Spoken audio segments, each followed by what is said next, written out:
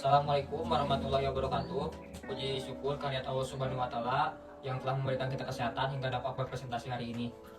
Tidak lupa saya ucapkan terima kasih kepada Ibu Guru pembimbing kita, yaitu Ibu Frida, yang telah mengizinkan kita berpresentasi. Sebelumnya perkenalkan kami dari kelompok 2 yang akan menjelaskan obat antiseptik.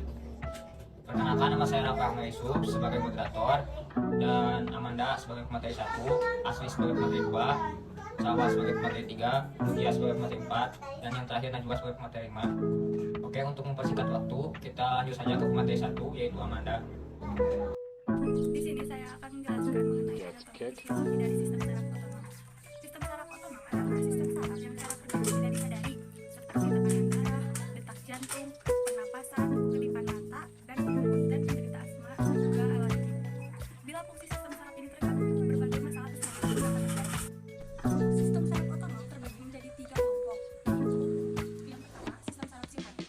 Tujuannya adalah merespon fight or flight, yaitu mekanisme pertahanan tubuh terhadap situasi yang dianggap sebagai ancaman berbahaya.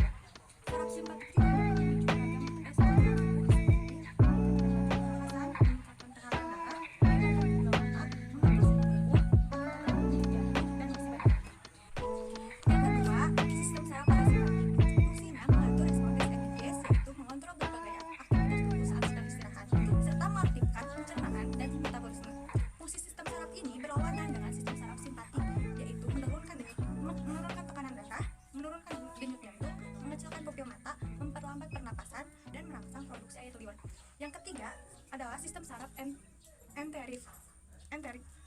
Merupakan gabungan antara sistem saraf simpatik dan sistem saraf parasimpatik yang terdapat di saluran pencernaan. Sistem saraf ini berfungsi mengatur proses pencernaan, kontraksi atau pergerakan otot-otot saluran cerna hingga proses buang air besar. Inkontinensia urin adalah kondisi ketika seseorang sulit menahan buang air kecil sehingga mengumpul. Inkontinensia urin umumnya dialami oleh lansia dan lebih sering dialami oleh wanita dibandingkan pria. Gejala dan penyebab inkontinensia urin. Inkontinensia urin bisa disebabkan oleh banyak hal, mulai dari gaya hidup hingga kondisi medis tertentu. Inkontinensia juga dapat terjadi dalam waktu singkat atau dalam jangka panjang. Berikut adalah gejala dan penyebab inkontinensia urin berdasarkan jenisnya. Yang pertama, ada mengalami tekanan pada kandung kemih. Yang kedua, tidak dapat menunda buang air kecil. Yang ketiga, mengumpul secara tiba-tiba. Yang keempat, tidak bisa menahan urin sama sekali.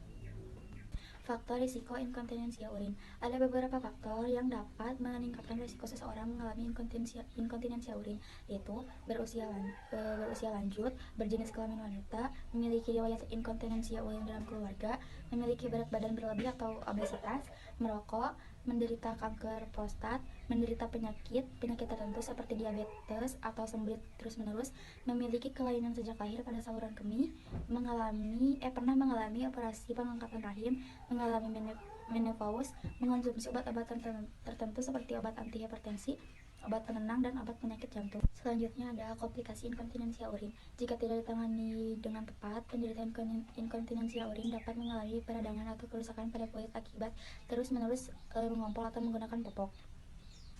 Inkontinensia urin juga membuat penderitanya rentan mengalami infeksi saluran kemih yang berulang. Selain pada kulit, penderita inkontinensia urin juga dapat mengalami komplikasi psikologis seperti kepercayaan diri menurun, penarikan diri dari lingkungan sosial, gangguan kecemasan, lalu depresi. Faktor risiko inkontinensia urin. Ada beberapa faktor yang dapat meningkatkan risiko seseorang mengalami inkontinensia urin, yaitu 1. Berlanjut usia. Yang kedua, berjenis kelamin wanita. Yang ketiga, memiliki riwayat inkontinensia urin dalam keluarga.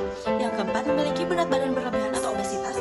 Yang kelima, merokok. Yang keenam, menderita kanker prostat. Yang ketujuh, menderita penyakit-penyakit tertentu seperti diabetes atau sembelit terus-menerus. Yang kedelapan, memiliki kelainan sejak lahir pada saluran kemih. Yang kesembilan, pernah menjalani operasi pengangkatan rahim. Yang kesepuluh, mengalami menopause. Yang kesebelas, mengonsumsi obat-obatan tertentu seperti obat antihipertensi, obat penenang, dan obat penyakit jantung. Lakukan pemeriksaan ke dokter jika Anda mengalami inkontinensia urin, terutama jika mengganggu aktivitas sehari-hari, menyebabkan penurunan kualitas hidup, atau menunjukkan kondisi yang lebih serius.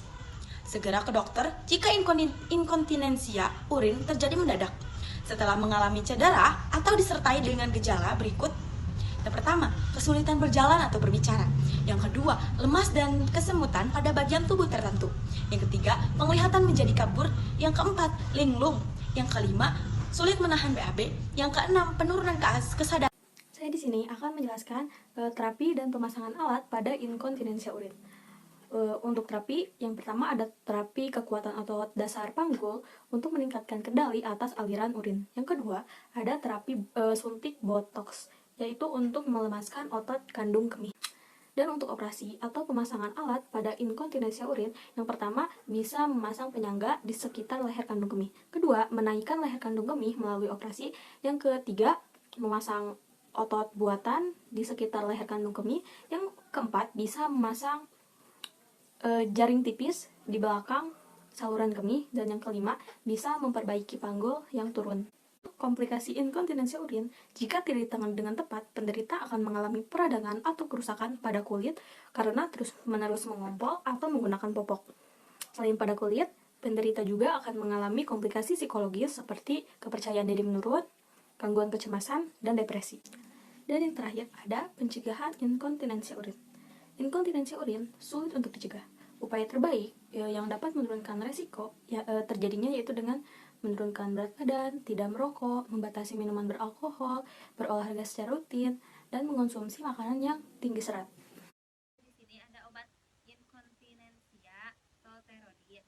Di sini ada obat detrusitol. Detrusitol adalah obat yang mengandung tolterodin. Obat ini digunakan untuk mengobati inkontinensia urin atau tidak dapat mengendalikan buang air kecil akibat gangguan kendali pada kandung kemih. Sertolodin yang terkandung dalam detrusitol tablet termasuk golongan obat antispasmodik, yaitu obat yang bekerja dengan cara melepaskan otot-otot. Di sini ada komposisi sertolodin 1 tertret 2 mg. Di sini ada dosisnya. Penggunaan ini harus sesuai dengan petunjuk dokter, 2 kali sehari 1 tablet. Terus yang selanjutnya ada indikasi kandung kemih atau air seni yang aktif berlebihan dengan gejala keterdesakan berkemih atau BAK.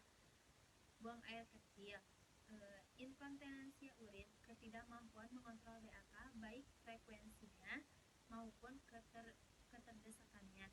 Selanjutnya ada kontraindikasi retensi urin, glukosa, sudut sempit yang tidak terkontrol, miastenia gravis, kolitis, ulceratif berat, mengkolon toksik. Selanjutnya di sini ada efek samping, mulut kering, dispepsia, konstipasi, sakit perut, flatulen, muntah, sakit kepala, kerohatalmia, kulit kering, somnolen, gelisah, dan parastelisa.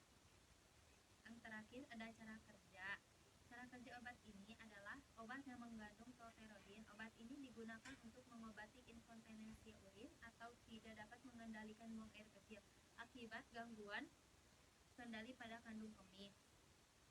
Tolterodin yang terkandung dalam detrusitol tablet termasuk golongan obat antispasmodik, yaitu obat yang bekerja dengan cara melepaskan otot-otot.